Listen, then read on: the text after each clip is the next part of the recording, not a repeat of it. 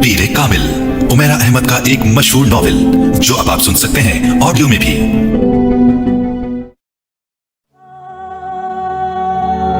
मेरी जिंदगी की सबसे बड़ी ख्वाहिश बॉल पॉइंट होठों में दबाई वो सोच में पड़ गई।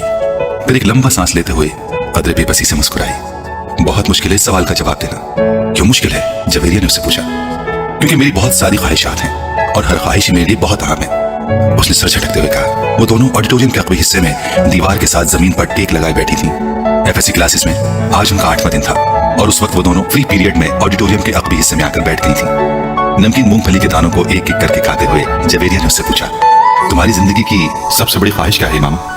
इमामा ने कदरे हैरानी से उसे देखा और सोच में पड़ गई। पहले तुम बताओ, तुम्हारी जिंदगी की सबसे बड़ी ख्वाहिश क्या है? इमामा ने जवाब देने के बजाय उल्टा सवाल कर दिया। पहले मैंने पूछा है, तुम्हें पहले जवाब देना चाहिए। जवेरिया ने गर्दन हिलाई। अच्छा ठीक है, मुझे और सोचने दो। इमामा ने फौरन हार मानते हुए कहा, मेरी जिंदगी की सबसे बड़ी ख्वाहिश वो बड़बड़ाई। एक ख्वाहिश तो ये है कि मेरी जिंदगी बहुत लंबी हो, उसने कहा। क्यों? जवेरिया हंसी। बस 50-60 साल की जिंदगी मुझे बड़ी छोटी लगती है। कम से कम 100 साल तो मिलने चाहिए इंसान को दुनिया में, और फिर मैं इतना सब कुछ करना चाहती हूँ। अगर जल्दी मर जाऊंगी तो फिर मेरी जिंदगी की सारी ख्वाहिशात अधूरी रह जाएंगी। उसने मूंगफली का एक दाना मुंह में डालते हुए कहा। अच्छा और? जवेरिया ने कहा, और ये कि मैं मुल्क की सबसे बड़ी डॉक्टर बनना चाहती हूँ, सबसे अच्छी आई स्पेशलिस्ट। मैं चाहती हूँ कि जब पाकिस्तान में आई सर्जरी की तारीख लिखी जाए तो उसमें मेरा नाम टॉप ऑफ द लिस्ट हो। उसने मुस्कुराते हुए आसमान को देखा। अच्छा, और अगर कभी तुम डॉक्टर ना बन सकी तो? जवेरिया ने कहा। आखिर ये मेरिट और किस्मत की बात है, ऐसा मुमकिन ही नहीं है। मैं इतनी मेहनत कर रही हूँ कि मेरिट पर हर सूरत आऊंगी। फिर मेरे वालिदैन के पास इतना पैसा है कि मैं अगर यहाँ किसी मेडिकल कॉलेज में ना जा सकी तो वो मुझे बैरून मुल्क भिजवा देंगे। फिर भी अगर कभी ऐसा हो कि तुम डॉक्टर ना बन सको तो? हो ही नहीं सकता। ये मेरी जिंदगी की सबसे बड़ी ख्वाहिश है और मैं इस प्रोफेशन के लिए सब कुछ छोड़ सकती हूँ। ये मेरा ख्वाब है और ख्वाबों का भला कैसे छोड़ा जा सकता है? इम्पॉसिबल। इमामा ने कतई अंदाज में सर हिलाते हुए हथेली पर रखे दानों में से एक और दाना मुंह में डाला। जिंदगी में कुछ भी नामुमकिन नहीं हो सकता, कभी भी कुछ भी हो सकता है। फर्ज करो कि तुम डॉक्टर नहीं बन पाती तो फिर तुम क्या करोगी? कैसे रिएक्ट करोगी? इमामा अब सोच में पड़ गई। पहले तो मैं बहुत रोऊंगी, बहुत ही ज्यादा, कई दिन, और फिर मैं मर जाऊंगी। जवेरिया बेइख्तियार हंसी। और अभी कुछ देर पहले तो तुम कह रही थी कि तुम लंबी जिंदगी चाहती हो, और अभी तुम कह रही हो कि तुम मर जाओगी। हाँ, तो फिर जिंदा रहकर क्या करूंगी? सारे प्लान्स ही मेरे मेडिकल के हवाले से हैं, और ये चीज जिंदगी से निकल गई तो फिर बाकी रहेगा क्या? यानी तुम्हारी एक बड़ी ख्वाहिश दूसरी बड़ी ख्वाहिश को खत्म कर देगी। तुम यही समझ लो। तो फिर इसका मतलब तो यही हुआ कि तुम्हारी सबसे बड़ी ख्वाहिश डॉक्टर बनना है, लंबी जिंदगी पाना नहीं। तुम कह सकती हो। अच्छा, अगर तुम डॉक्टर ना बन सकी तो फिर मरोगी कैसे? खुदकुशी करोगी या तबई मौत? जवेरिया ने बड़ी दिलचस्पी से पूछा। तबई मौत ही मरूंगी, खुदकुशी तो कर ही नहीं सकती। इमामा ने लापरवाही से कहा। और अगर तुम्हें तबई मौत ना आ सकी तो? मेरा मतलब है जल्द ना आई तो फिर तुम डॉक्टर ना बनने के बावजूद भी लंबी जिंदगी गुजारोगी? नहीं, मुझे पता है कि अगर मैं डॉक्टर ना बनी तो फिर बहुत जल्द मर जाऊंगी। मुझे इतना दुख होगा कि मैं तो जिंदा रह ही नहीं सकूंगी। वो यकीन से बोली। तुम जिस कदर खुश मिजाज हो, मैं कभी यकीन नहीं कर सकती कि तुम कभी इतनी दुखी हो सकती हो कि रो रो कर मर जाओ, और वो भी सिर्फ इसलिए कि तुम डॉक्टर नहीं बन सकी। लग फनी। जवेरिया ने इस बार उसका मजाक उड़ाने वाले अंदाज में कहा। तुम अब मेरी बात छोड़ो, अपनी बात करो। तुम्हारी जिंदगी की सबसे बड़ी ख्वाहिश क्या है? इमामा ने मौजू बदलते हुए कहा। रहने दो। क्यों रहने दो? बताओ ना, तुम्हें बुरा लगेगा। जवेरिया ने कुछ हिचकिचाते हुए कहा। इमामा ने गर्दन मोड़कर हैरानी से कहा, मुझे क्यों बुरा लगेगा? जवेरिया खामोश रही। ऐसी क्या बात है जो मुझे बुरी लगेगी? इमामा ने अपना सवाल दोहराया। बुरी लगेगी, जवेरिया ने मध्यम आवाज में कहा। आखिर तुम्हारी जिंदगी की सबसे बड़ी ख्वाहिश का मेरी जिंदगी से क्या ताल्लुक है कि मैं इस पर बुरा मानूंगी? इमामा ने इस बार कदरे उलझे हुए अंदाज से पूछा। कहीं तुम्हारी ख्वाहिश ये तो नहीं कि मैं डॉक्टर ना बनूं? इमामा को अचानक याद आया। जवेरिया हंसती। नहीं, जिंदगी सिर्फ एक डॉक्टर बन जाने से कहीं ज्यादा अहमियत की हामिल होती है। उसने कुछ फलसफियाना अंदाज में कहा। पहले बुझवाना छोड़ दो और मुझे बताओ। इमामा ने कहा। मैं वादा करती हूँ मैं बुरा नहीं मानूंगी। इमामा ने अपना हाथ उसकी तरफ बढ़ाते हुए कहा। वादा करने के बावजूद तुम मेरी बात सुनने पर बुरी तरह नाराज होगी। बेहतर है हम कुछ और बात करें। जवेरिया ने कहा। अच्छा, मैं अंदाजा लगाती हूँ तुम्हारी इस ख्वाहिश का ताल्लुक मेरे लिए किसी बहुत आम चीज से है, राइट? इमामा ने कुछ सोचते हुए कहा। जवेरिया ने सर हिलाया। अब सवाल ये पैदा होता है कि मेरे लिए कौन सी चीज इतनी अहम हो सकती है कि मैं वो बात करते करते रुक गई। मगर जब तक मैं तुम्हारी ख्वाहिश की नौयत जान नहीं लेती मैं कुछ भी अंदाजा नहीं कर सकती। बता दो जवेरिया, प्लीज। अब तो मुझे बहुत ही ज्यादा तजस्सुस हो रहा है। उसने मिन्नत की। वो कुछ देर सोचती रही। इमामा गौर से उसका चेहरा देखती रही। कुछ देर की खामोशी के बाद जवेरिया ने सर उठाकर इमामा को देखा। मेरे प्रोफेशन के अलावा मेरी जिंदगी में फिलहाल जिन चीजों की अहमियत है वो सिर्फ एक ही है, और अगर तुम इसके हवाले से कुछ कहना चाहती हो तो कहो, मैं बुरा नहीं मानूंगी। इमामा ने संजीदगी से कहा। जवेरिया ने कदरे चौंक कर उसे देखा। वो अपने हाथ में मौजूद एक अंगूठी को देख रही थी। जवेरिया मुस्कुराई। मेरी जिंदगी की सबसे बड़ी ख्वाहिश ये है कि तुम जवेरिया ने उसे अपनी ख्वाहिश बताई। इमामा का चेहरा एकदम सफेद पड़ गया। वो शौक थी या हैरत से था, जवेरिया अंदाजा नहीं कर सकी, मगर उसके चेहरे के तासुरात ये जरूर बता रहे थे कि जवेरिया के मुंह से निकलने वाले जुमले उसके हर अंदाजे के बरक्स थे। मैंने तुमसे कहा था ना कि तुम बुरा मानोगी। जवेरिया ने जैसे सफाई पेश करने की कोशिश की, मगर इमामा कुछ कहे बगैर उसे देखती रही। मुइज हलक के बल चिल्लाता हुआ दर्द से दोहरा हो गया। उसके दोनों हाथ अपने पेट पर थे।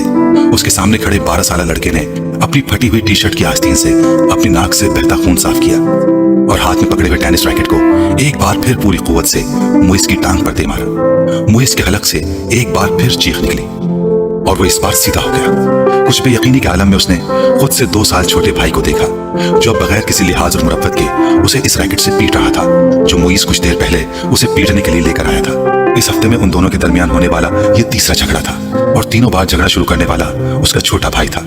मुइज और उसके ताल्लुकात हमेशा ही नाखुशगवार रहे थे। उनका झगड़ा बचपन से लेकर अब से कुछ पहले तक सिर्फ जबानी कलामी बातों और धमकियों तक ही महदूद रहता था, मगर अब कुछ अरसे से वो दोनों हाथापाई पर भी उतर आते थे। आज भी यही हुआ था। वो दोनों स्कूल से इकट्ठे वापस आए थे और गाड़ी से उतरते हुए उसके छोटे भाई ने बड़ी दृष्टि के साथ पीछे डिग्गी से उस वक्त अपना बैग खींच कर निकाला जब मुइज अपना बैग निकाल रहा था। बैग खींचते हुए मुइज के हाथ को बुरी तरह रगड़ाई। मुइज बुरी तरह दिल मिलाया। तुम अंधे हो चुके हो। वो इत्मीनान से अपना बैग उठाए बेनियाजी से अंदर जा रहा था। मुइज के चिल्लाने पर उसने पलट कर उसको देखा और लाउंज का दरवाजा खोलकर अंदर चला गया। मुइज के तन बदन में जैसे आग लग गई। वो तेज कदमों से उसके पीछे अंदर चला गया। अगर दोबारा तुमने ऐसी हरकत की तो मैं तुम्हारा हाथ तोड़ दूंगा। उसके करीब पहुंचते हुए मुइज एक बार फिर दहाड़ा। उसने बैग कंधे से उतारकर नीचे रख दिया और दोनों हाथ कमर पर रखकर खड़ा हो गया। निकालूंगा। तुम क्या करोगे? हाथ तोड़ोगे? इतनी हिम्मत है? ये मैं तुम्हें उस वक्त बताऊंगा जब तुम दोबारा ये हरकत करोगे। मुइज अपने कमरे की तरफ बढ़ा, मगर उसके भाई ने पूरी कुव्वत से उसका बैग खींचते हुए उसे रुकने पर मजबूर कर दिया। नहीं, तुम मुझे अभी बताओ। उसने मुइज का बैग उठाकर दूर फेंक दिया। मुइज का चेहरा सुर्ख हो गया। उसने जमीन पर पड़ा हुआ अपने भाई का बैग उठाकर दूर उछाल दिया। एक लम्हे के इंतजार किए बगैर उसके भाई ने पूरी कुव्वत से मुइज की टांग पर ठोकर मार दी। जवाबन उसने पूरी कुव्वत से छोटे भाई के मुंह पर मुक्का मारा, जो उसकी नाक पर लगा। अगले ही लम्हे उसकी नाक से खून टपकने लगा। इतने शदीद हमले के बावजूद उसके हलक से कोई आवाज नहीं निकली थी।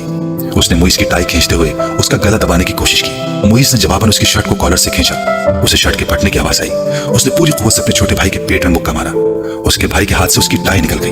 ठहरो, मैं तुम्हें अब तुम्हारा हाथ तोड़कर दिखाता हूँ। मुइज ने उसे गालियां देते हुए लाउंज के कोने में पड़े हुए एक रैकेट को उठा लिया।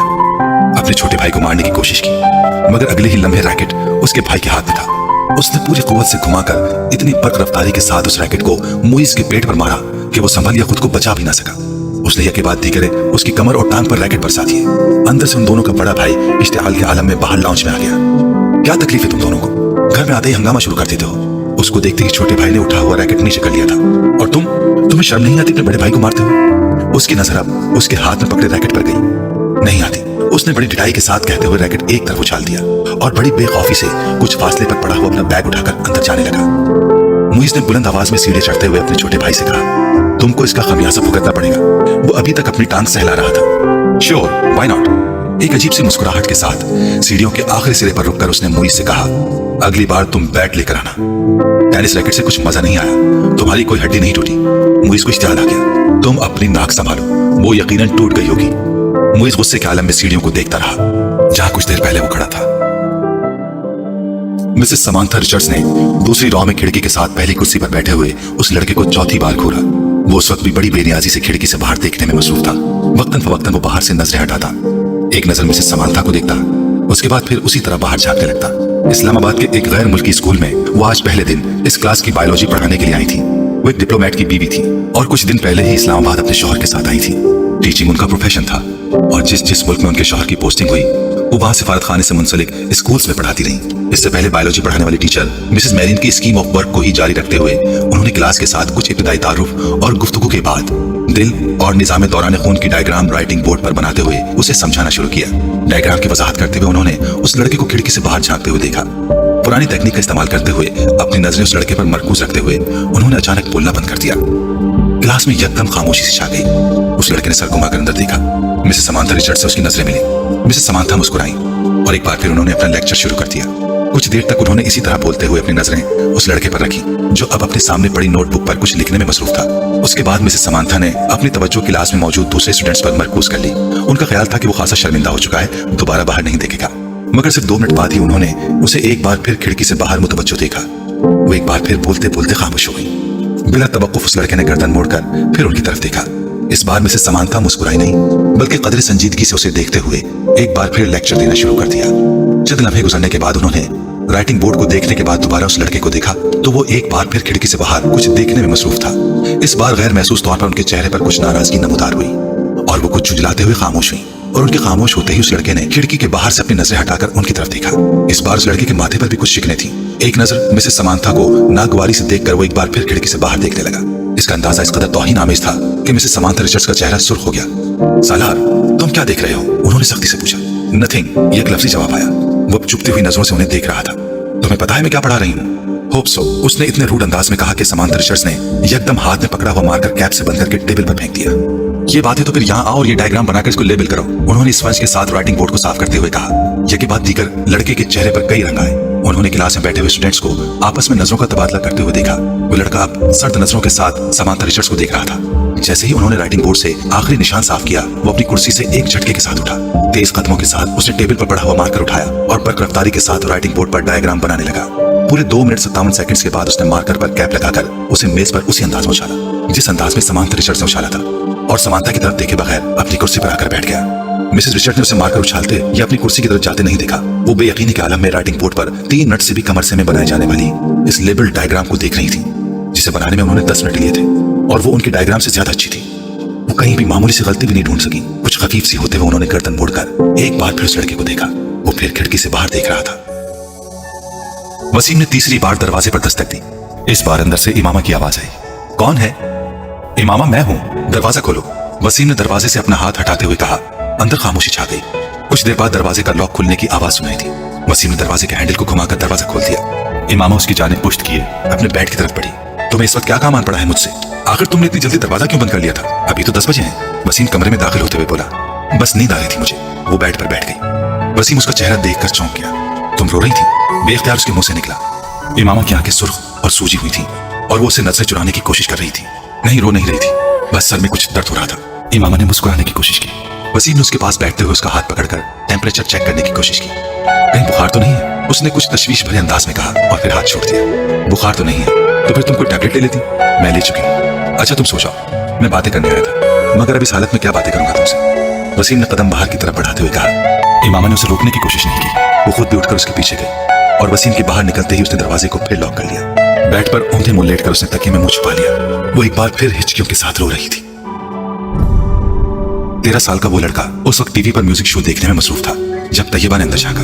बेयकीनी से उन्होंने अपने बेटे को देखा और फिर कुछ नाराजगी के आलम में अंदर चली गई। ये क्या हो रहा है? उन्होंने अंदर आते ही कहा। टीवी देख रहा हूँ। उसने टीवी से नजरें नहीं हटाई। टीवी देख रहा हूँ? ओ गॉड सेक, तुम्हें एहसास है कि तुम्हारे पेपर्स हो रहे हैं? तैयबा ने उसके सामने आते हुए कहा। So what? उस लड़के ने इस बार कुछ खफगी से कहा। So what? तुम्हें इस वक्त अपने कमरे में किताबों के दरमियान होना चाहिए, ना कि यहाँ इस बेहुदा शो के सामने। तैयबा ने डांटा। मुझे जितना पढ़ना था मैं पढ़ चुका हूँ, आप सामने से हट जाएं। उसके लहजे में नागवारी थी। फिर भी उठो और अंदर जाकर पढ़ो। तैयबा ने इस तरह खड़े खड़े उससे कहा। ना मैं यहाँ से उठूंगा ना अंदर जाकर पढ़ूंगा। मेरी स्टडीज और पेपर्स मेरा मसला है, आपका नहीं। अगर तुम्हें इतनी परवाह होती है स्टडीज की तो इस वक्त तुम यहाँ बैठे होते। Step aside. उसने तैयबा के जुमले को नजरअंदाज करते हुए बड़ी बदतमीजी के साथ साथ हाथ के इशारे से कहा। आज तुम्हारे पापा आ जाए तो मैं उनसे बात करती हूँ। तैयबा ने उसे धमकाने की कोशिश की। अभी बात करने क्या होगा? पापा क्या कर लेंगे? जब मैं आपको बता चुका हूँ कि मुझे जितनी तैयारी करनी है मैंने कर ली है, तो फिर आपको क्या मसला है? ये तुम्हारे सालाना इम्तिहान है, तुम्हें एहसास होना चाहिए इस बात का। तैयबा ने एकदम अपने लहजे को नरम करते हुए कहा। मैं कोई 2-4 साल का बच्चा नहीं हूँ कि मेरे आगे पीछे फिरना पड़े आपको। मैं अपने मामलात में आपसे ज्यादा समझदार हूँ, इसलिए 3rd क्लास किस्म के जुमले मुझसे ना बोला करें। एग्जाम्स हो रहे हैं, स्टडीज पर ध्यान दो। इस वक्त तुम्हें अपने कमरे में होना चाहिए। मैं तुम्हारे फादर से बात करूंगी। What a rubbish. वो बात करते करते गुस्से में सोफे से उठकर खड़ा हो गया। हाथ में पकड़ा हुआ रिमोट उसने पूरी कुव्वत से सामने वाली दीवार पर दे मारा और पांव पटकता हुआ कमरे से निकल गया। तैयबा कुछ बेबसी और खिफ्फत के आलम में उसे कमरे से बाहर निकलता हुआ देखती रही। फ्लोमिना फ्रांस ने अपने हाथ में पकड़े हुए पैकेट मेज पर रखते हुए एक नजर हॉल में दौड़ाई। पेपर शुरू होने में भी 10 मिनट बाकी थे और हॉल में मौजूद स्टूडेंट्स किताबें, नोट्स और नोटबुक्स पकड़े तेजी से सफे आगे पीछे करते उन पर आखिरी नजर डाल रहे थे। उनकी जिस्मानी हरकत से उनकी परेशानी और इस्तिराब का इजहार हो रहा था। फ्लोमिना फ्रांस के लिए ये एक बहुत मानूस सीन था। फिर उनकी नजरें हॉल के तकरीबन दरमियान में बैठे हुए सालार पर जा ठहरी। 25 स्टूडेंट्स में उस वक्त वो वाहिद स्टूडेंट था जो इत्मीनान से अपनी कुर्सी पर टांग रख के बैठा था। एक हाथ में स्केल पकड़े आहिस्ता आहिस्ता उसे अपने जूते पर मारते हुए वो इत्मीनान से इधर उधर देख रहा था। फ्लोमिना के लिए यह सीन भी नया नहीं था। अपने 7 साल कैरियर में उन्होंने पेपर्स के दौरान सालार को इसी बेफिक्री और लापरवाही का मुजाहरा करते पाया था। 9:02 पर उन्होंने सालार के पास से गुजरते हुए MCQs पर मबनी ऑब्जेक्टिव पेपर थमा दिया। 30 मिनट के बाद उसे वो पेपर उनसे लेना था। 9:10 पर उन्होंने सालार को अपनी कुर्सी से खड़ा होते देखा। उसके खड़े होते ही हॉल में उसके पीछे मौजूद तमाम स्टूडेंट्स ने सर उठाकर उसे देखा। वो पेपर हाथ में लिए फ्लोमिना फ्रांस की तरफ जा रहा था। फ्लोमिना फ्रांस के लिए यह भी नया सीन नहीं था, वो पहले भी यही कुछ देखती आई थी। 30 मिनट में हल किया जाने वाला पेपर वो 8 मिनट में हल करके उनके सर पर खड़ा था। पेपर को दोबारा देख लो, उन्होंने ये जुमला उससे नहीं कहा। वो जानती थी कि इसका जवाब क्या होगा। मैं देख चुका हूँ। और अगर उसे एक बार फिर पेपर देखने पर मजबूर करती तो वो हमेशा की तरह पेपर्स ले जाकर अपनी कुर्सी के हत्थे पर रखकर बाजू सीने पर लपेटकर बैठ जाता। उन्हें याद नहीं था कि कभी उसने उनके कहने पर पेपर को दोबारा चेक किया हो, और वो ये तस्लीम करती थी कि उसे इसकी जरूरत भी नहीं थी। उसके पेपर में किसी एक भी गलती को ढूंढना बहुत मुश्किल काम था। उन्होंने एक हल्की सी मुस्कुराहट के साथ उसके हाथ से पेपर पकड़ लिया। तुम जानते हो सालार, मेरी जिंदगी की सबसे बड़ी तमन्ना क्या है? उन्होंने पेपर पर नजर डालते हुए कहा कि मैं तुम्हें 30 मिनट का पेपर 30 मिनट के बाद सबमिट करवाते हुए देखूं। वो उनकी बात पर खफीफ अंदाज में मुस्कुराया। आपकी ये ख्वाहिश उस सूरत में पूरी हो सकती है मैम, अगर मैं ये पेपर 150 साल की उम्र में हल करने बैठूं। नहीं, मेरा ख्याल है 150 साल की उम्र में तुम ये पेपर 10 मिनट में करोगे। इस बार वो हंसा और वापस मुड़ गया। फ्लोमिना फ्रांस ने एक नजर उसके पेपर के सफात को उलट पलट कर देखा। एक सरसरी सी नजर भी उन्हें ये बताने के लिए काफी थी कि वो इस पेपर में कितने नंबर गवाएगा। 0। सलमा ने अपनी बेटी के हाथों में गिफ्ट पेपर में लिपटे हुए पैकेट को हैरानी से देखा। ये क्या है मामा? तुम तो मार्केट गई थी, शायद कुछ किताबें लेनी थी तुम्हें। हाँ अम्मी, मुझे किताबें ही लेनी थी, मगर किसी को तोहफे में देने के लिए। किसको तोहफा देना है? वो लाहौर में एक दोस्त है मेरी, उसकी सालगिरह है, उसके लिए खरीदा है। कोरियर सर्विस के जरिए भिजवा दूंगी, क्योंकि मुझे तो अभी यहाँ रहना है। लाओ फिर मुझे दो ये पैकेट, मैं वसीम को दूंगी, वो भिजवा देगा। नहीं अम्मी, मैं अभी नहीं भिजवाऊंगी, अभी उसकी सालगिरह की तारीख नहीं आई। सलमा को लगा जैसे वो एकदम घबरा गई हो। उन्हें हैरानी हुई, क्या ये घबराने वाली बात थी? 3 साल पहले इमामा की वजह से उन्हें बहुत ज्यादा परेशानी का सामना करना पड़ा था, उन्हें और उनके शौहर हाशिम को। वो तब अपनी बेटी के बारे में बहुत फिक्रमंद थी, और हाशिम उनसे ज्यादा। मगर पिछले 3 साल में सब कुछ ठीक हो गया था। वो दोनों अब उसकी तरफ से मुकम्मल तौर पर मुतमईन थे, खास तौर पर असजद से उसकी निस्बत तय करके। वो जानती थी कि इमामा असजद को पसंद करती है, और सिर्फ वही नहीं, असजद को कोई भी पसंद कर सकता था। वो हर लिहाज से एक अच्छा लड़का था। वो ये भी जानती थी कि असजद से निस्बत तय होने पर बहुत खुश हुई थी। असजद और उसके दरमियान पहले भी खासी दोस्ती और बेतकल्लुफी थी, मगर बाज दफा उन्हें लगता जैसे वो वक्त गुजरने के साथ साथ बहुत चुप होती जा रही है। वो पहले ऐसी नहीं थी, मगर अब वो स्कूल जाने वाली बच्ची भी तो नहीं रही, मेडिकल कॉलेज की स्टूडेंट है, फिर वक्त भी कहाँ होता है उसके पास। सलमा हमेशा खुद को तसल्ली दे लेती। वो उनकी सबसे छोटी बेटी थी। बड़ी दोनों बेटियों की वो शादी कर चुकी थी, एक बेटे की भी शादी कर चुकी थी, जबकि 2 बेटे और इमामा गैर शादीशुदा थे। अच्छा यह है कि ये संजीदा होती जा रही है। लड़कियों के लिए संजीदगी अच्छी होती है, उन्हें जितनी जल्दी अपनी जिम्मेदारियों का एहसास हो जाए उतना ही अच्छा है। सलमा ने गहरी सांस लेते हुए इमामा से नजरें हटा ली। वो छुट्टियों में घर आई हुई थी, और जितने दिन वो यहाँ रहती उनकी नजरें उसी पर मरकूज रहती। पता नहीं ये साजिद कहाँ रह गया? जो भी काम उसके जिम्मे लगाओ बस भूल ही जाओ। उन्हें अचानक अपने मुलाजिम का ख्याल आया, जिसके पीछे वो लाउंज में आई थी। बड़बड़ाते हुए वो लाउंज से निकल गई। ये न्यू ईयर नाइट थी। नया साल शुरू होने में 30 मिनट बाकी थे। 10 लड़कों पर मुश्तमिल 14-15 साल के लड़कों का वो ग्रुप पिछले 2 घंटों से अपने मोटरसाइकिल्स पर शहर की मुख्तलिफ सड़कों पर अपने करतब दिखाने में मसरूफ था। उनमें से चंद ने अपने माथे पर चमकदार बैंड्स बांधे हुए थे, जिन पर नए साल के हवाले से मुख्तलिफ पैगामात दर्ज थे। वो लोग 1 घंटा पहले पोश इलाके की एक बड़ी सुपरमार्केट में मौजूद थे, और वहां वो मुख्तलिफ लड़कों पर आवाजें कसते रहे थे। अपनी बाइक्स पर सवार मुख्तलिफ चक्कर लगा रहे थे। उनके पास फायर क्रैकर्स मौजूद थे, जिन्हें वो वक्तन फवक्तन चला रहे थे। 11:15 बजे वो जिमखाने के बाहर मौजूद थे, जहां पार्किंग लॉट गाड़ियों से भर चुका था। ये गाड़ियां उन लोगों की थीं जो जिमखाने में नए साल के सिलसिले में होने वाली एक पार्टी में आए थे। उन लड़कों के पास भी इस पार्टी के दावती कार्ड मौजूद थे, क्योंकि उनमें से तकरीबन तमाम के वालिदैन जिमखाने के मेंबर्स थे। वो लड़के अंदर पहुंचे तो 11:55 हो रहे थे। चंद मिनटों बाद डांस फ्लोर समेत तमाम जगहों की लाइट्स ऑफ हो जाती थी, और उसके बाद बाहर लॉन में आतिशबाजी के एक मुजाहरे के साथ नया साल शुरू होने पर लाइट्स ऑन होना थी। इसके बाद तकरीबन तमाम रात वहां रक्स के साथ साथ शराब पी जाती, जिसका एहतमाम नए साल की इस तकरीब के लिए जिमखाना की इंतजामिया खास तौर पर करती थी। लाइट्स ऑफ होते ही वहां एक तूफान बदतमीजी का आगाज हो जाता था, और वहां मौजूद लोग उसी तूफान बदतमीजी के लिए वहां आते थे। 15 साल वो लड़का भी 10 लड़कों के इस ग्रुप के साथ आने के बाद उस वक्त डांस फ्लोर पर रॉक बीट पर डांस कर रहा था। डांस में उसकी महारत काबिल दीद थी। 12 बजने में 10 सेकंड रह जाने पर लाइट्स ऑफ हो गई, और ठीक 12 बजे लाइट्स एकदम दोबारा ऑन कर दी गई। अंधेरे के बाद सेकंड गिनने वालों की आवाजें अब शोर और खुशी के कहकाओं और चीखों में बदल गई थी। चंद सेकंड्स पहले थम जाने वाला म्यूजिक एक बार फिर बजाया जाने लगा। वो लड़का अपने दोस्तों के साथ बाहर पार्किंग में आ गया, जहां बहुत से लड़के अपनी अपनी गाड़ियों के हॉर्न बजा रहे थे। उन्हीं लड़कों के साथ बियर के कैन पकड़े वो वहां मौजूद एक गाड़ी की छत पर चढ़ गया। उस लड़के ने गाड़ी की छत पर खड़े खड़े अपनी जैकेट की जेब से बियर का एक भरा हुआ कैन निकाला, और पूरी कुव्वत से कुछ फासले पर खड़ी एक गाड़ी की विंड स्क्रीन पर दे मारा। एक धमाके के साथ गाड़ी की विंड स्क्रीन चूर चूर हो गई। वो लड़का इत्मीनान के साथ अपने बाएं हाथ में पकड़ा कैन पीता रहा। वो पिछले आधे घंटे से कामरान को वीडियो गेम खेलते हुए देख रहा था। स्क्रीन पर मौजूद स्कोर में कोई खास इजाफा नहीं हो रहा था। शायद इसकी वजह वो मुश्किल ट्रैक था जिस पर कामरान को गाड़ी ड्राइव करनी थी। सालार लाउंज के सोफों में से एक सोफे पर बैठा अपनी नोटबुक पर कुछ लिखने में मसरूफ था। मगर वक्तन फवक्तन नजर उठाकर टीवी स्क्रीन को भी देख रहा था, जहां कामरान अपनी जिद्दोजहद में मसरूफ था। ठीक आधे घंटे बाद उसने नोटबुक बंद करके सामने बड़ी मेज पर रख दी, फिर मुंह पर हाथ रखकर जमाई रुकी। दोनों टांगे सामने बड़ी मेज पर रखकर और दोनों हाथों की उंगलियां सर के पीछे बांधे वो कुछ देर स्क्रीन को देखता रहा, जहां कामरान अपने तमाम चांसेस जाहिर करने के बाद एक बार फिर नया गेम खेलने की तैयारी कर रहा था। क्या प्रॉब्लम है कामरान? सालार ने कामरान को मुखातिब किया। ऐसे ही नया गेम लेकर आया हूँ, मगर स्कोर करने में बड़ी मुश्किल हो रही है, कामरान ने बेजारी से कहा। अच्छा मुझे दिखाओ। उसने सोफे से उठकर रिमोट कंट्रोल उसके हाथ से ले लिया। कामरान ने देखा, पहले 20 सेकंड ही सालार उसे जिस स्पीड पर दौड़ा रहा था उसी स्पीड पर कामरान अब तक नहीं दौड़ पाया था। जो ट्रैक उसे बहुत मुश्किल लग रहा था वो सालार के सामने एक बचकाना चीज महसूस हो रहा था। 1 मिनट बाद वो जिस स्पीड पर गाड़ी दौड़ा रहा था उस स्पीड पर कामरान के लिए उस पर नजरें जमाना मुश्किल हो गया, जबकि सालार इस स्पीड पर भी गाड़ी को मुकम्मल तौर पर कंट्रोल किए हुए था। 3 मिनट के बाद कामरान ने पहली बार गाड़ी को डगमगाते और फिर ट्रैक से उतरकर धमाके के साथ तबाह करते देखा। कामरान ने कुछ मुस्कुराते हुए मुड़कर सालार को देखा। गाड़ी क्यों तबाह हुई थी? वो जान गया था कि रिमोट अब सालार के हाथ के बजाय मेज पर पड़ा था। वो अपनी नोटबुक उठाए खड़ा हो रहा था। कामरान ने सर उठाकर उसे देखा। बहुत बोरिंग गेम है, कामरान ने तबसरा किया और कामरान की टांगों को फलांगते हुए लाउंज से बाहर निकल गया। कामरान होंठ भींचे 7 हिस्सों पर मबनी उस स्कोर को देख रहा था जो स्क्रीन के कोने में जगमगा रहा था। कुछ न समझ आने वाले अंदाज में उसने बैरूनी दरवाजे को देखा जिससे वो गायब हुआ था। वो दोनों एक बार फिर खामोश थे। अशरत को उलझन होने लगी। इमामा इतनी कमगो नहीं थी जितनी उसके सामने हो जाती थी। पिछले आधे घंटे में उसने गिनती के लफ्ज बोले थे। वो उसे बचपन से जानता था। वो बहुत खुश मिजाज थी। उन दोनों की निस्बत ठहराए जाने के बाद भी इब्तदाई साल में उसमें कोई तब्दीली नहीं आई। अशरत को उससे बात करके खुशी महसूस हो रही थी। वो बला की हाजिर जवाब थी, मगर पिछले कुछ सालों में वो यकदम बदल गई थी और मेडिकल कॉलेज में जाकर तो ये तब्दीली और भी ज्यादा महसूस होने लगी थी। अशरत को बाज दफा यूं महसूस होता जैसे उससे बात करते हुए वो हद दर्जे मोहतात रहती थी। कभी वो उलझी हुई महसूस होती और कभी उसे उसके लहजे में अजीब सी सर्द महरी महसूस होती। उसे लगता वो जल्द अज जल्द उससे छुटकारा पाकर उसके पास से उठकर चली जाना चाहती है। उस वक्त भी वो ऐसा ही महसूस कर रहा था। मैं कई बार सोचता कि मैं खामखाही तुम्हारे लिए यहाँ आने का तरद्दुद करता हूँ। तुम्हें तो इससे कोई फर्क नहीं पड़ता होगा कि मैं आऊँ या ना आऊँ। अशरत ने गहरी सांस लेकर कहा। वो उसके मुकाबिल लॉन चेयर पर बैठी दूर बाउंड्री वॉल पर चढ़ी हुई बेल को घूर रही थी। अशरत की शिकायत पर उसने गर्दन हिलाए बगैर अपनी नजरें बेल से हटाकर अशरत पर मरकूज कर दी। अशरत ने सवालिया नजरों से उसे देखा, मगर वो खामोश रही तो उसने लफ्जों में कुछ रद्द-बदल के साथ अपना सवाल दोहराया। तुम्हें मेरे ना आने से कोई फर्क नहीं पड़ेगा इमामा। क्यों, ठीक कह रहा हूँ मैं?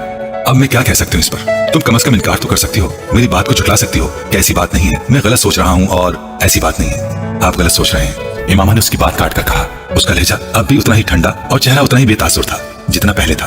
अशरत एक ठंडी सांस लेकर रह गया। हाँ, मेरी दुआ और ख्वाहिश तो यही है कि ऐसा ना हो और मैं बाकी गलत सोच रहा हूँ, मगर तुमसे बात करते हुए मैं हर बार ऐसा ही महसूस करता हूँ। किस बात से आप ऐसा महसूस करते हैं? इस बार पहली बार अशरत को उसकी आवाज में कुछ नाराजगी झलकती हुई महसूस हुई। बहुत सी बातों से तुम मेरी बात का ढंग से जवाब ही नहीं देती।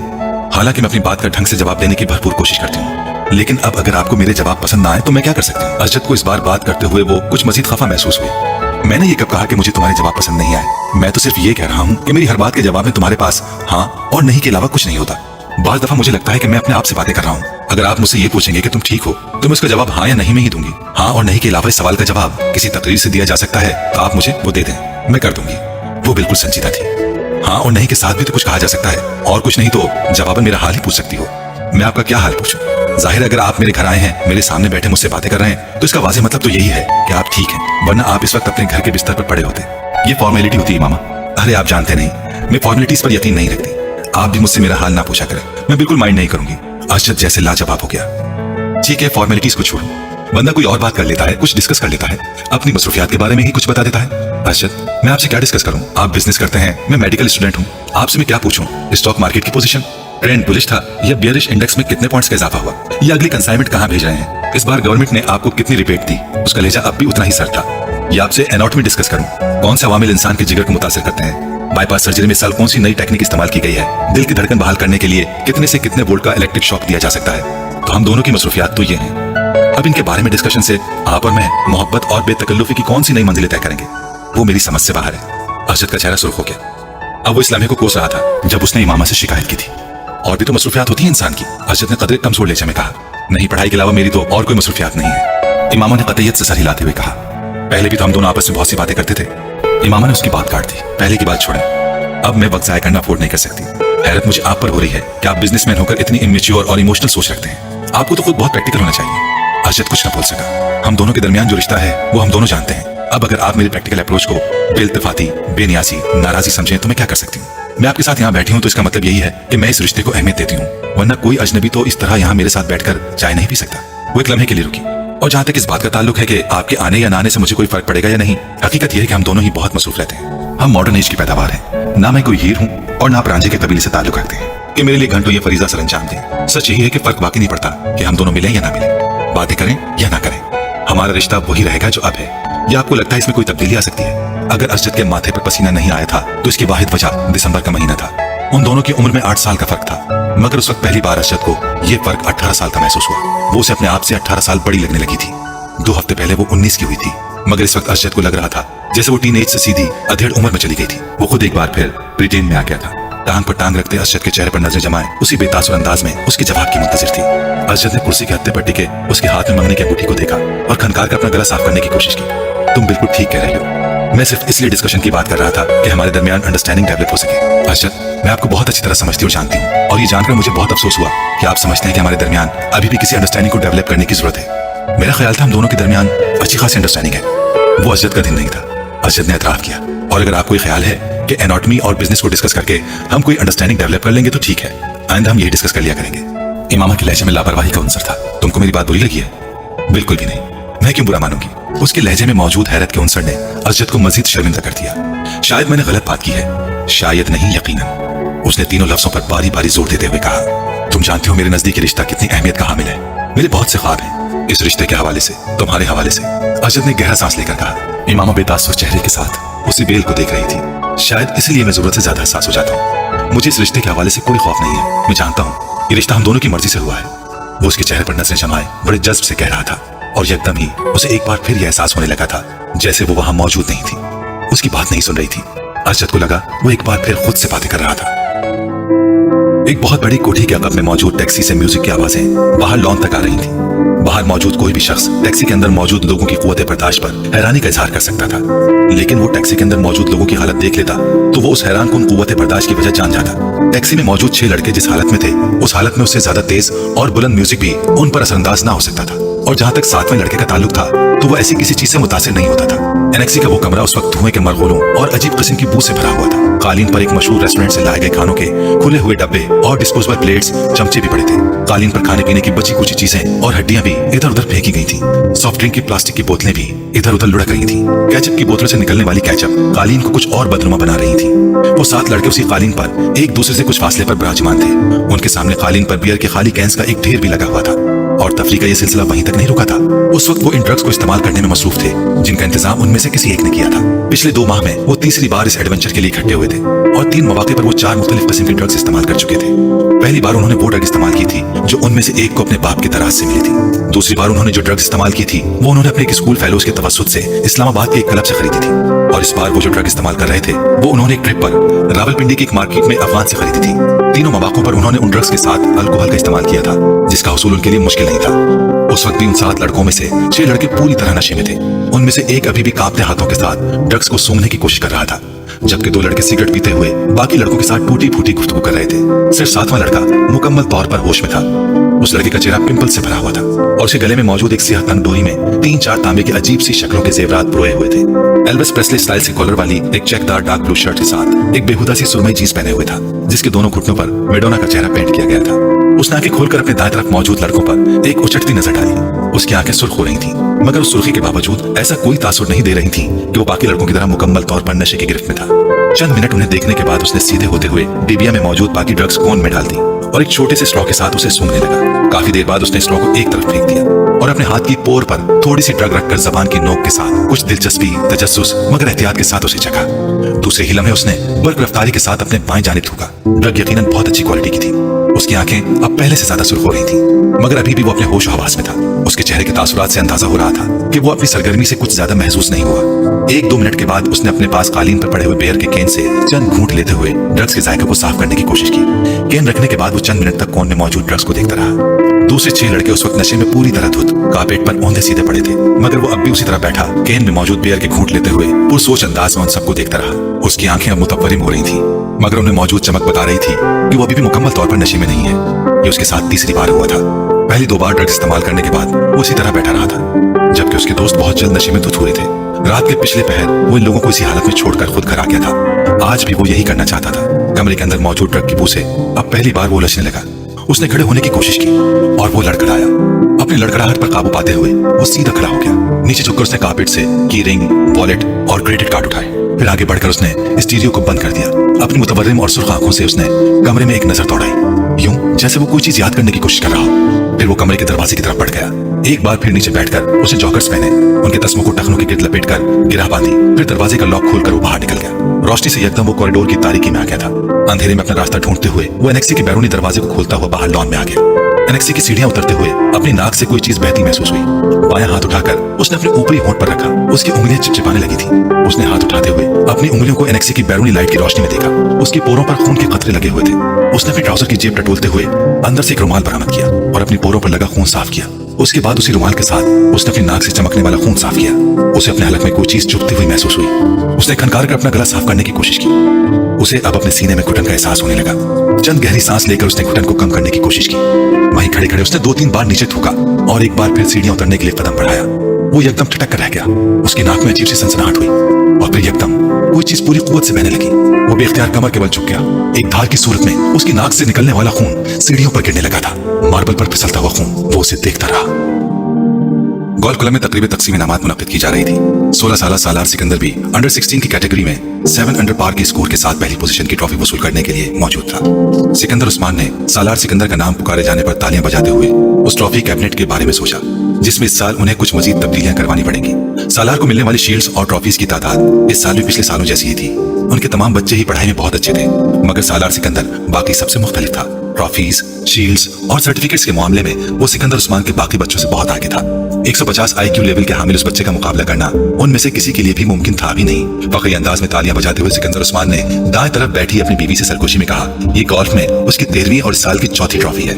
हर चीज का हिसाब रखते हो तुम। उसकी बीवी ने मुस्कुराते हुए जैसे कदरे सताइशी अंदाज में अपने शौहर से कहा, जिसकी नजरें उस वक्त मेहमान खुसूसी से ट्रॉफी वसूल करते हुए सालार पर मरकूज थी। सिर्फ गोल्फ का और क्यों, वो तुम अच्छी तरह जानती हो। सिकंदर उस्मान ने अपनी बीवी को देखा जो अब सेट की तरफ जाते हुए सालार को देख रही थी। आई बेट अगर ये उस वक्त मुकाबले में शिरकत करने वाले प्रोफेशनल खिलाड़ियों के साथ खेल रहा होता तो भी उस वक्त उसके हाथ में यही ट्रॉफी होती। सिकंदर उस्मान ने बेटे को दूर से देखते हुए कुछ फखरी अंदाज में दावा किया। सालार अब अपनी सीट के अतराफ में मौजूद दूसरी सीटों पर मौजूद दूसरे इनामात हासिल करने वालों से हाथ मिलाने में मसरूफ था। उसकी बीवी को सिकंदर उस्मान के दावे पर कोई हैरानी नहीं हुई, क्योंकि वो जानती थी सालार के बारे में ये एक बाप का जज्बाती जुमला नहीं था। वो वाकई इतना ही गैर मामूली था। उसे 2 हफ्ते पहले अपने भाई जुबैर के साथ इसी गोल्फ कोर्स पर 18वां होल पर खेले जाने वाला गोल्फ मैच याद आया। रफ में तफाकत गिर जाने वाली एक बॉल को वो जिस सफाई और महारत के साथ वापस ग्रीन पर लाया था, उसने जुबैर को महव हयात कर दिया। वो पहली बार सालार के साथ गोल्फ खेल रहा था। मुझे यकीन नहीं आ रहा 18 होल के खात्मे तक किसी को भी ये याद नहीं था कि उसने ये जुमला कितनी बार बोला था। रफ से खेले जाने वाली शॉट ने अगर उसे महव हैरत किया था तो सालार सिकंदर के पटर्स ने उसे दम बखुद कर दिया था। गेंद को होल में जाते देखकर उसने क्लब के सहारे खड़े खड़े सिर्फ गर्दन मोड़कर आंखों ही आंखों में सालार सिकंदर और उसके होल के दरमियान मौजूद फासले को नापा था और जैसे बेयकीनी से सर हिलाते हुए सालार को देखा। आज सालार साहब अच्छा नहीं खेल रहे। जुबैर ने मुड़कर बेयकीनी के आलम में अपने पीछे खड़े कैडी को देखा जो गोल्फ कार्ट को पकड़े सालार को देख के बड़बड़ा रहा था। अभी अच्छा नहीं खेल रहा? जुबैर ने इस्तेहजाजी अंदाज में क्लब के कैडी को देखा।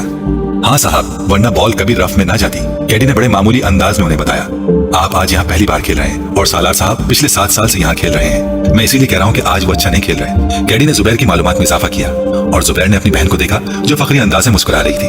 अगली बार मैं पूरी तैयारी के साथ आऊंगा और अगली बार खेल की जगह का इंतखाब भी मैं करूंगा। जुबैर ने कुछ खिफत के आलम में अपनी बहन के साथ सालार की तरफ जाते हुए देखा। एनी टाइम एनी प्लेस, उन्होंने सालार की तरफ अपने भाई को पूरे एतमाद अंदाज में चैलेंज करते हुए कहा, मैं तुम्हें इस वीकेंड पर टीए और डीए के साथ कराची बुलवाना चाहता हूँ। उन्होंने सालार के करीब पहुंचकर हल्के फुल्के अंदाज में कहा। सालार मुस्कुराया, किस लिए? मेरे बिहाफ पर तुम्हें कराची चैम्बर ऑफ कॉमर्स के सदर के साथ एक मैच खेलना है। मैं इस बार इलेक्शंस में उससे हारा हूँ। वो अगर किसी से गोल्फ का मैच हार गया तो उसे हार्ट अटैक हो जाएगा, और वो भी एक बच्चे के हाथों। So let's settle the scores. वो अपने भाई की बात पर हंसी थी, मगर सालार के माथे पर चंद बल नमूदार हो गए थे। बच्चा, उसने उनके जुमले में मौजूद वाहिद काबिल एतराज लफ्ज पर जोर देते हुए उसे दोहराया। मेरा ख्याल है अंकल, मुझे कल आपके साथ 18 होल्स का एक और गेम खेलना पड़ेगा। आज दरवाजा खोलकर अपनी माँ के कमरे में दाखिल हुआ। अम्मी, आपसे एक जरूरी बात करनी है। हाँ कहो, क्या बात है? अजद सोफे पर बैठ गया। आप हाशिम अंकल की तरफ नहीं गई? नहीं, क्यों, खास बात है? हाँ, ये मामा इस वीकेंड पर आई हुई है। अच्छा, आज शाम को चलेंगे। तुम गए थे वहां? शकीला ने मुस्कुराते हुए कहा। हाँ, मैं गया था। कैसी है वो? इस बार तो खासे अरसे बाद आई है। शकीला को याद आया। हाँ, 2 माह बाद। शकीला को अजद कुछ उलझा हुआ लगा। कोई मसला है? अम्मी, मुझे इमामा पिछले काफी अरसे से बहुत बदली बदली लग रही है। उसने गहरा सांस लेते हुए कहा। बदली बदली? क्या मतलब? मतलब तो मैं शायद आपको नहीं समझा सकता, बस उसका रवैया मेरे साथ कुछ अजीब सा है। अजद ने कंधे उचकाते हुए कहा। आज तो वो एक मामूली सी बात पर नाराज हो गई। पहले जैसी कोई बात नहीं रही उसमें। मैं समझ नहीं पा रहा उसे हुआ क्या है। तुम्हें वहम हो गया होगा असद, उसका रवैया क्यों बदलने लगा? तुम कुछ ज्यादा ही जज्बाती होकर सोच रहे हो। शकीला ने उसे हैरानी से देखा। नहीं अम्मी, पहले मैं भी यही समझ रहा था कि शायद मुझे वहम हो गया है, लेकिन अब खास तौर पर आज मुझे अपने ये एहसासात वहम नहीं लगे। वो बहुत उखड़े अंदाज से बात करती रही मुझसे।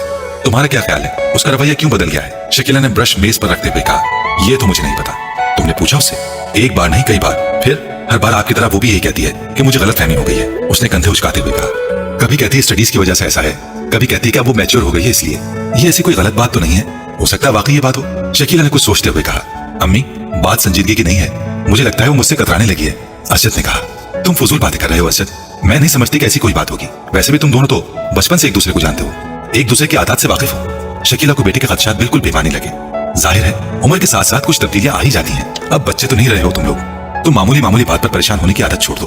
उन्होंने बेटे को समझाते हुए कहा, वैसे भी हाशिम भाई अगले साल उसकी शादी कर देना चाहते हैं। वो कह रहे थे कि वो बाद में अपनी तालीम मुकम्मल करती रहेगी, कम से कम वो तो अपने फर्ज से सुबुकदोश हो जाए। शकीला ने इंकिशाफ किया। अंकल ने ऐसा कहा? अरशद कुछ चौंका। कई बार कहा है, मेरा ख्याल है वो लोग तो तैयारियां भी कर रहे हैं। अरशद ने एक इत्मीनान भरा सांस लिया। हो सकता है मामा इसी वजह से कदरे परेशान हो। हाँ हो सकता है, बहरहाल यही सही है, अगले साल शादी हो जानी चाहिए। अरशद ने कुछ मुतमईन होते हुए कहा। वो 16-17 साल का एक दुबला पतला मगर लंबा लड़का था। उसके चेहरे पर बलूगत का वो गहरा रुआ नजर आ रहा था जिसे एक बार भी शेव नहीं किया गया था, और उस रुए ने उसके चेहरे की मासूमियत को बरकरार रखा था। वो स्पोर्ट्स शॉर्ट्स और एक ढीली ढाली शर्ट पहने हुए था। उसके पैरों में कॉटन की जुराबें और जॉगर्स थे। च्युइंगम चबाते हुए उसकी आंखों में एक अजीब तरह की बेचैनी और इस्तिराब था। वो उस वक्त एक पुरहुजूम सड़क के बीचों बीच एक हैवी ड्यूटी मोटरसाइकिल पर बैठा हुआ तेजी से तकरीबन उसे उड़ाए ले जा रहा था। वो किसी किस्म के हेलमेट के बगैर था और वो बहुत रश अंदाज से मोटरसाइकिल को चला रहा था। उसने 2 दफा सिग्नल तोड़ा, 3 दफा खतरनाक तरीके से कुछ गाड़ियों को ओवरटेक किया, 4 दफा बाइक चलाते चलाते उसका अगला पहिया उठा दिया और कितनी दूर तक सिर्फ एक पहिए पर बाइक चलाता रहा। 2 दफा दाएं बाएं देखे बगैर उसने बर्क रफ्तारी से अपनी मर्जी का टाल लिया। एक दफा वो जिगजैग अंदाज में बाइक चलाने लगा। 6 दफा उसने पूरी रफ्तार से बाइक चलाते हुए अपने दोनों पांव उठा दिए। फिर एकदम उसी रफ्तार से बाइक चलाते हुए उसने वन वे की खिलाफ वर्जी करते हुए उस लेन को तोड़ा और दूसरी लेन में जन्नाटे के साथ घुस गया। सामने से आती हुई ट्रैफिक की ब्रेकें एकदम चरचराने लगी। उसने फुल स्पीड पर बाइक चलाते हुए एकदम हैंडल पर से अपने हाथ हटा दिए। बाइक पूरी रफ्तार के साथ सामने से आने वाली गाड़ी के साथ टकराई और वो एक झटके के साथ हवा में बुलंद हुआ और फिर किसी चीज पर गिरा। उसे अंदाजा नहीं हुआ, उसका जहन तारीक हो चुका था। वो दोनों लड़के स्टेज पर एक दूसरे के बिलमुकाबिल रोस्ट्रम के पीछे खड़े थे, मगर हॉल में मौजूद स्टूडेंट्स की नजरें हमेशा की तरह उनमें से एक पर मरकूज थी। वो दोनों हेड बॉय के इंतखाब के लिए कन्विंसिंग हो रहे थे और वो प्रोग्राम भी उसका एक हिस्सा था। दोनों के रोस्ट्रम पर एक एक पोस्टर लगा था, जिनमें से एक पर वोट फॉर सालार और दूसरे पर वोट फॉर फैजान लिखा था। उस वक्त फैजान हेड बॉय बन जाने के बाद अपने मुमकिन इक़दामात का ऐलान कर रहा था, जबकि सालार पूरी संजीदगी के साथ उसे देखने में मसरूफ था। फैजान स्कूल का सबसे अच्छा मुकर्रिर था और उस वक्त भी वो अपने जोश खिताबत के कमाल दिखाने में मसरूफ था और उसे ब्रिटिश लहजे में बात कर रहा था, जिसके लिए वो मशहूर था। बेहतरीन साउंड सिस्टम की वजह से उसकी आवाज और अंदाज दोनों खासे मुतासिर कुन थे। हॉल में बिलाशुबा सकूत तारी था और ये खामोशी सिर्फ उस वक्त टूटती जब फैजान के सपोर्टर्स उसे किसी अच्छे जुमले पर दाद देना शुरू होते। हॉल एकदम तालियों से गूंज उठता। आधे घंटे बाद जब वो अपने लिए वोट की अपील करने के बाद खामोश हुआ तो हॉल में अगले मिनट तक तालियां और सीटियां बजती रहीं। इन तालियों में खुद सालार सिकंदर भी शामिल था। फैजान ने एक फातिहाना नजर हॉल पर और सालार पर डाली और उसे तालियां बजाते हुए देखकर उसने गर्दन के हल्के इशारे से उसे सराहा। सालार सिकंदर आसान हरीफ नहीं था, ये वो अच्छी तरह जानता था। स्टेज सेक्रेटरी अब सालार के लिए अनाउंसमेंट कर रहा था। तालियों की गूंज में सालार ने बोलना शुरू कर दिया। Good morning friends. वो एक लहजा ठहरा। फैजान अकबर एक मुकर्रिर के तौर पर यकीनन हमारे स्कूल का सासा है। मैं या दूसरा कोई भी उनके मुकाबले में किसी स्टेज पर खड़ा नहीं हो सकता। वो एक लम्हे के लिए रुका। उसने फैजान के चेहरे को देखा जिस पर एक फखरिया मुस्कुराहट उभर रही थी, मगर सालार के जुमले के बाकी हिस्से ने अगले लम्हे उस मुस्कुराहट को गायब कर दिया। अगर मामला सिर्फ बातें बनाने का हो तो हॉल में हल्की सी खिलखिलाहटें उभरी। सालार के लहजे की संजीदगी बरकरार थी, मगर एक हेड बॉय और मुकर्रिर में बहुत फर्क होता है। मुकर्रिर को बातें करना होती हैं, हेड बॉय को काम करना होता है। दोनों के दरमियान टॉकर और डूअर का फर्क होता है और great talkers are not great doers. सालार्स के सपोर्टर्स की तालियों से हॉल गूंज उठा। मेरे पास फैजान अकबर जैसे खूबसूरत लफ्जों की रवानी नहीं है। उसने अपनी बात जारी रखी। मेरे पास सिर्फ मेरा नाम है और मेरा मुतासिर कुन रिकॉर्ड, और मुझे कन्विंसिंग के लिए लफ्जों के कोई दरिया नहीं बहाने, मुझे सिर्फ अल्फाज कहने हैं। वो एक बार फिर रुका। Trust me and vote for me. उसने शुक्रिया अदा करते हुए जिस वक्त अपने माइक को ऑफ किया उस वक्त हॉल तालियों से गूंज रहा था। 1 मिनट 40 सेकंड्स में वो उसी नपे तुले और कैलकुलेटेड अंदाज में बोला था जो उसका खासा था, और उसी 1.5 मिनट ने फैजान का तख्ता कर दिया था। उस इब्तिदाई तारुफ के बाद दोनों उम्मीदवारों से सवाल जवाब का सिलसिला शुरू हुआ था। सालार सिकंदर उन जवाबात में भी उतना ही इख्तिसार से काम ले रहा था जितना उसने अपनी तकरीर में लिया था। उसका सबसे तवील जवाब 4 जुमलों पर मुश्तमिल था, जबकि फैजान का सबसे मुख्तसर जवाब भी 4 जुमलों पर मुश्तमिल नहीं था। फैजान की फसाहत और बलागत जो पहले उसकी खूबी समझी जाती थी, उस वक्त उस स्टेज पर सालार के मुख्तसर जवाबात के सामने चरब ज़बानी नजर आ रही थी, और इसका एहसास खुद फैजान को भी हो रहा था। जिस सवाल का जवाब सालार एक लफ्ज एक जुमले में देता, उसके लिए फैजान को आदतन तमहीद बांधनी पड़ती। और सालार का अपनी तकरीर में उसके बारे में किया हुआ ये तबसरा वहां मौजूद स्टूडेंट्स को कुछ और सही महसूस होता कि एक मुकर्रिर से बातें कर सकता है। सालार सिकंदर को हेड बॉय क्यों होना चाहिए? सवाल किया गया। क्योंकि आप बेहतरीन शख्स का इंतखाब चाहते हैं। जवाब आया, ये जुमला खुद सताइशी नहीं है। एतराज किया गया, नहीं, ये जुमला खुद शनासी है। एतराज को रद्द कर दिया गया। खुद सताइशी और खुद शनासी में क्या फर्क है? एक बार फिर चुपते हुए लहजे में पूछा गया, वही जो फैजान अकबर और सालार सिकंदर में है। संजीदगी से कहा गया, अगर आपको हेड बॉय ना बनाया तो आपको क्या फर्क पड़ेगा? फर्क मुझे नहीं, आपको पड़ेगा। कैसे? अगर बेहतरीन आदमी को मुल्क का लीडर ना बनाया जाए तो फर्क कौम को पड़ता है, उस बेहतरीन आदमी को नहीं। आप अपने आप को बेहतरीन आदमी कह रहे हैं। एक बार फिर एतराज किया गया, क्या इस हॉल में कोई ऐसा है जो खुद को बुरे आदमी के साथ इक्वेट करे? हो सकता है हो, फिर मैं उससे मिलना चाहूंगा। हॉल में हंसी की आवाजें उभरी। हेड बॉय बनने के बाद सालार सिकंदर जो तब्दीलियां लाएगा उसके बारे में बताएं। तब्दीलियां बताई नहीं जाती, दिखाई जाती हैं, और ये काम हेड बॉय बनने से पहले नहीं कर सकता। चंद और सवाल किए गए। फिर स्टेज सेक्रेटरी ने हाज़रीन में से एक आखिरी सवाल लिया। वो एक श्रीलंकन लड़का था जो कुछ शरारती अंदाज में मुस्कुराते हुए खड़ा हुआ। अगर आप मेरे एक सवाल का जवाब दे दें तो मैं और मेरा पूरा ग्रुप आपको वोट देगा। सालार उसकी बात पर मुस्कुराया। जवाब देने से पहले मैं जानना चाहूंगा कि आपके ग्रुप के कितने लोग हैं? उसने पूछा। 6, उस लड़के ने कहा। सालार ने सर हिलाया। ओके, सवाल करें। आपको कुछ हिसाब किताब करते हुए मुझे बताना है कि अगर हम 2,67,895 में 9,52,852 को जमा करें, फिर उसमें से 3,99,999 को तफरीक करें, फिर उसमें 9,29,292 को जमा करें, और उसे वो श्रीलंकन लड़का ठहर ठहर कर एक कागज पर लिखा हुआ एक सवाल पूछ रहा था। 6 के साथ जर्ब दें, फिर उसे 2 के साथ तकसीम करें और जवाब में 4,92,359 को जमा कर दें तो क्या जवाब आएगा? वो लड़का अपनी बात मुकम्मल ना कर सका। 81,42,473। बड़ी बरकरारी के साथ सालार ने जवाब दिया। उस लड़के ने कागज पर एक नजर दौड़ाई और फिर कुछ बेयकीनी से सर हिलाते हुए तालियां बजाने लगा। फैजान अकबर को उस वक्त अपना आप एक एक्टर से ज्यादा नहीं लगा। पूरा हॉल उस लड़के के साथ तालियां बजाने में मसरूफ था। फैजान अकबर को पूरा प्रोग्राम एक मजाक महसूस होने लगा। 1 घंटे बाद जब वो सालार सिकंदर से पहले उस स्टेज से उतर रहा था तो वो जानता था कि वो मुकाबले से पहले ही मुकाबला हार चुका था। 150 के IQ लेवल वाले उस लड़के से उसे जिंदगी में इससे पहले कभी इतना हसद महसूस नहीं हुआ। इमाम आबा, आप लाहौर कब जाएंगी? वो अपने नोट्स को देखते हुए चौंकी।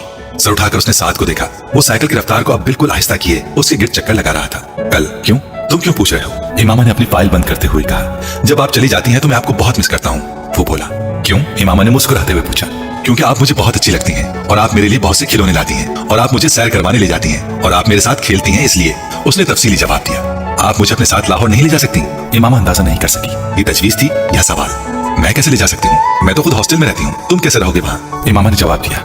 साथ साइकिल चलाते हुए कुछ सोचने लगा। फिर उसने कहा, तो फिर आप जल्दी यहाँ आया करें। अच्छा, जल्दी आया करूंगी। इमामा ने मुस्कुराते हुए कहा। तुम ऐसा किया करो कि मुझसे फोन पर बात कर लिया करो, मैं फोन किया करूंगी तुम्हें। हाँ, ये ठीक है। साथ को उसकी तजवीज पसंद आई। साइकिल की रफ्तार में इजाफा करते हुए वो लॉन के लंबे लंबे चक्कर काटने लगा। इमामा बेदिहानी के आलम में उसे देखने लगी। वो उसका भाई नहीं था। 10 साल साथ 5 साल पहले उनके घर आया था। कहाँ से आया था उसके बारे में वो नहीं जानती थी, क्योंकि उसे इसके बारे में उस वक्त कोई तजस्सुस नहीं हुआ था। मगर क्यों लाया गया था ये वो अच्छी तरह जानती थी। साद अब 10 साल का था और वो घर में बिल्कुल घुल मिल गया था। इमामा से वो सबसे ज्यादा मानूस था। इमामा को अक्सर उस पर तरस आता। तरस की वजह उसका लावारिस होना नहीं था, तरस की वजह उसका मुस्तकबिल था। उसके 2 चचाओं और एक ताया के घर भी उस वक्त उसी तरह के गोद लिए हुए बच्चे पल रहे थे। उनके मुस्तकबिल पर भी तरस खाने पर मजबूर थी। फाइल हाथ में पकड़े साइकिल पर लॉन में घूमते साथ पर नजरें जमाए वो किसी गहरी सोच में डूबी हुई थी। उसे देखते हुए वो इस तरह की बहुत सी सोचों में उलझ जाती थी, मगर उसके पास कोई हल नहीं था। वो इसलिए कि कुछ नहीं कर सकती थी।